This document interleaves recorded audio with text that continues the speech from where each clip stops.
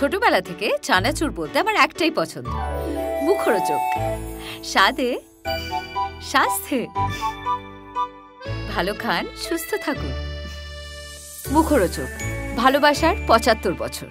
দেব অভিনেতা হিসেবে নিজেকে কতটা ভাঙছে করছে প্রতিনিয়ত, সেটা নিয়ে কথা বলার অনেক মানুষ আছে।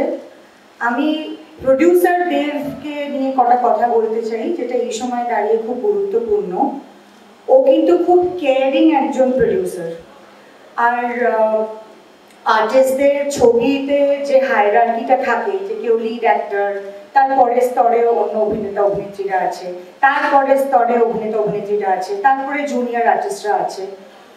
ওর প্রোডাকশন যে দেখে বা যারা দেখেন, লালুদা, রম্মানি, বাকি পুরো ফুল টিম, যেটার মাথায় দেব আছে অ্যাজ এ প্রডিউসার, ও কিন্তু প্রত্যেক স্তরের অভিনেতা অভিনেত্রীদের সমানভাবে সম্মান দেয়। তাদের খাবার এলো কিনা, বা তারা ঠিকঠাক করে একটা বসার জায়গা পাচ্ছে কিনা, তাদের জন্য রাস্তায় শুটিং হলে টেন্ট থাকছে কিনা, এইগুলো কিন্তু প্রোডাকশন থেকে যথেষ্ট যত্ন নেওয়া হয়েছে, যেগুলো অন্য সময় আমি তো ২৪ বছর ধরে কাজ করছি, বেশিরভাগ প্রোডাকশনেই এই শুরুর থেকে এই সমস্যাগুলো থাকে। এবং এতজন মেয়েরা কাজ করে একটা ইউনিটে, তাদের বাথরুমের ব্যবস্থাটা দেবের প্রোডাকশনে কিন্তু ছিল, যেটা 90% অন্য প্রোডাকশনে থাকে না। আমরা অনেক সময় আমাদের নিজেদের ভ্যানিটিতে, অ্যাসিস্ট্যান্ট ডিরেক্টরস থাকুক বা প্রোডাকশনের মেয়েরা থাকুক, তাদের কিন্তু আমরা নিজেদের ভ্যানিটিতে টয়লেট ইউজ করার ব্যবস্থা করে দিই।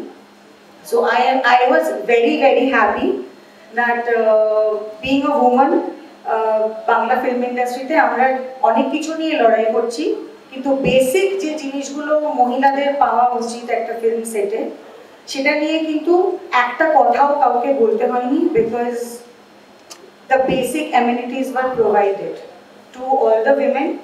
আর জুনিয়র আর্টিস্টদের পর্যন্ত তাদের একটা মানে চেঞ্জ করার জায়গা, তাদের বসার জায়গা, তাদের দাঁড়াবার জায়গা, এগুলো যেখানে আমাদেরকে চিৎকার করতে হয়, আমাদের সোচ্চার করতে হয় এগুলো চাওয়া নিয়ে, সেই জায়গাগুলো কিন্তু দেবের প্রোডাকশনে অসম্ভব ভালোভাবেই ছিল।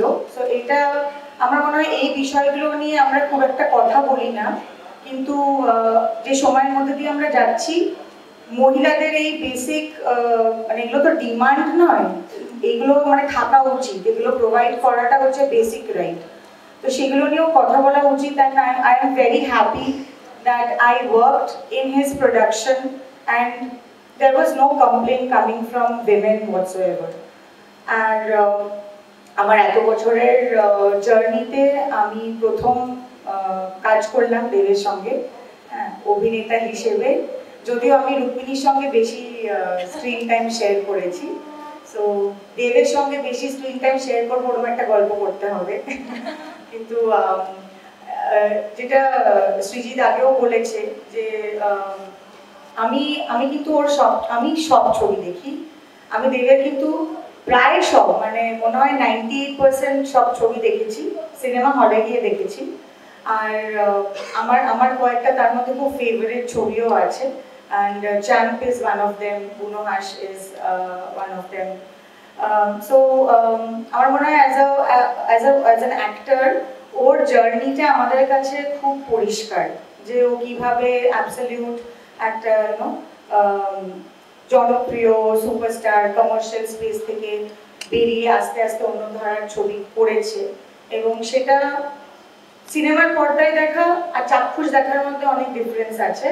আমরা অনেক কিছুই ভাবি যে ঠিক আছে সিনেমায় দেখছি অনেক এডিট হয়েছে, হ্যাঁ অনেক কিছু করে ম্যানেজ হয়েছে, কিন্তু চোখের সামনে দেখলে বোঝা যায় যে এটা ম্যানেজের ব্যাপার নয়, একজন মানুষ সত্যি নিজেকে ভাঙচে করছে।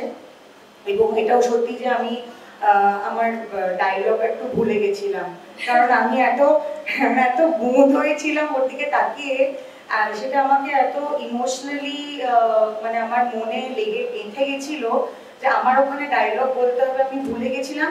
আমি যে ভুলে গেছি আমি সেটাও রিয়েলাইজ করিনি আনটিল এন্ড আনলেস সুজিত এসে আমাকে বললো তোমার লাইনটার কি হলো, তখন আমি বুঝেছিলাম যে ও শিট, আমি আমার ডায়লগটা ভুলে গেছি বলতে। তো এরকম অভিজ্ঞতা যখন হয় তখন মনে হয় যে একজন অভিনেতা চেষ্টা করছে, নিজেকে এভাবে ভাঙছে, সময়ের সঙ্গে পাল্লা দিয়ে অন্য ধারার ছবি করার চেষ্টা করছে। So congratulations to you for all your এন্ডিওর্স।